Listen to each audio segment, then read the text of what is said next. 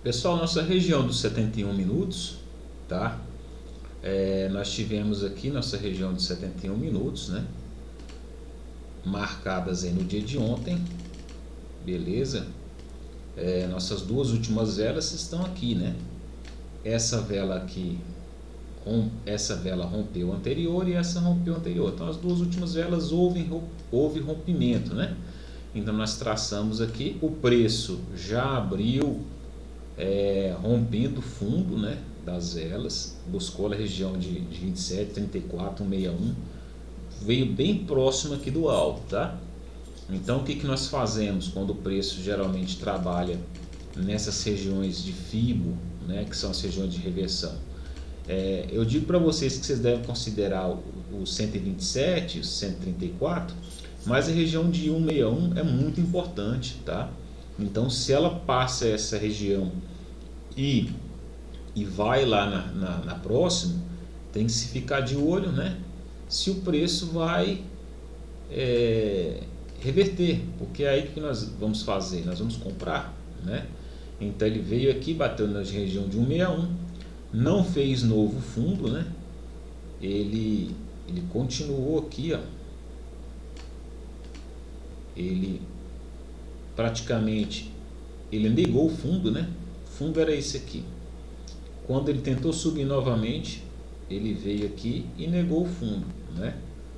A nossa região de entrada é a mesma região que eu entraria ali na vela de 5 minutos, né? Na FIBO de 5 minutos que eu mostrei para vocês, certo? Então entrada aqui, né? Para poder levar aí até os alvos, né? E aí que interessante, ele veio buscar a região de 127, 134 dos 71 minutos, né? Buscou a região, quando chegou lá, ele caiu de novo, certo? Então nós tivemos uma pontuação interessante, tanto para a compra, quanto para a venda pelos 71 minutos, né? Isso, se vocês verificarem lá pelo de 5 minutos, foi aonde nós também conseguimos vender aqui, porque estão de uma região de alvo, né? De alvo pelos 5 minutos, certo? Então tem que ficar de olho na vela de 71 minutos, colocar as regiões, né? Vocês marcam aí e coloca que era reversão. Então só vem aqui e coloca uma linha, né? Coloco uma linha que escrevo lá aquela reversão. Não preciso de deixar minha FIBO aí. A minha reversão era ali, né? E venho aqui e coloco também uma outra linha ali que eram as minhas reversões do fundo, né? Então o que eu vou fazer?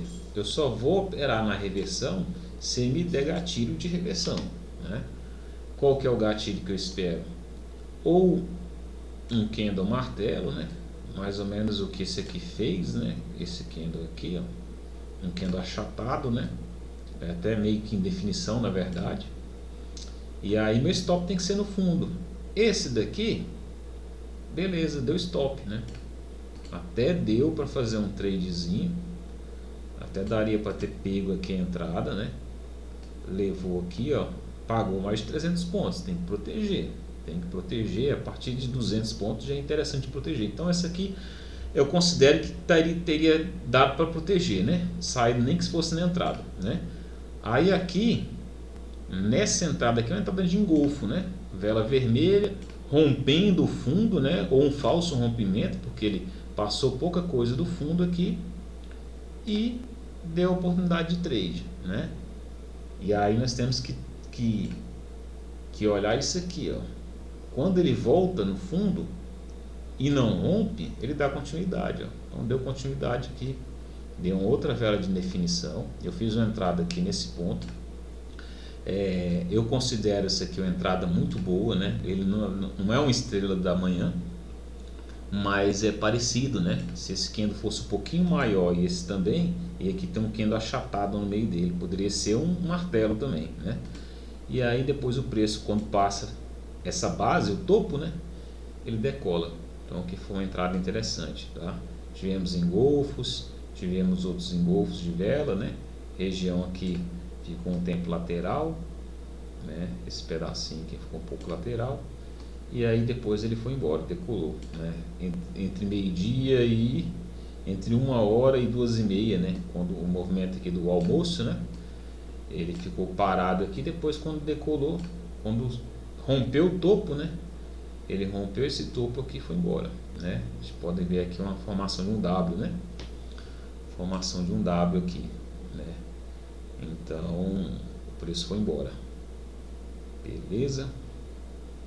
Então nosso dia de hoje aqui foi interessante, né? Por mais que o preço tenha trabalhado muito nessa ida e volta, quem teve paciência e segurou, né, dentro dos fundos que o gráfico foi mostrando. Por exemplo, se eu traçar aqui uma fibo até o momento do dia, né, eu sei que aqui é um topo, né?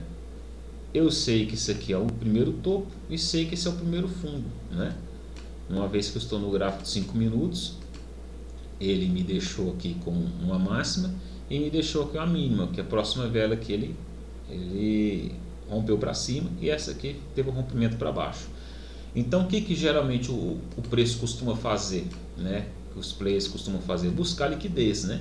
Tem que levar o preço para cima. Onde eu busco liquidez? Perto do fundo, né? 100%, 110% aqui é um dos melhores lugares, que é o falso rompimento.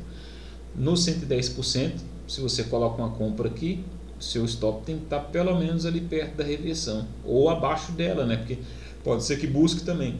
Aí ele veio, bateu, foi lá no meu 10%, né? Que é região aqui de onde abriu, bateu, sentiu, pagou também a venda, tentou passar, ficou trabalhando aqui na minha região do meio, né? 50, 38, 61. Quando ele rompe novamente, eu tenho que trabalhar a compra, né? Então trabalho entrada de compra aqui, né? Entrada de compra nesse local aqui, né? E o stop abaixo, né? Então aqui daria um stop caro, né? Stop de mais ou menos aí 400 pontos, né? Porém aqui eu entrada seria aqui, stop teria que ser aqui abaixo. Até deu um calor, né? Porque ele veio aqui, ó, não pegaria, teria que ser abaixo dessa vela de entrada, tá? É um stop um pouquinho caro, mas pagou depois, beleza?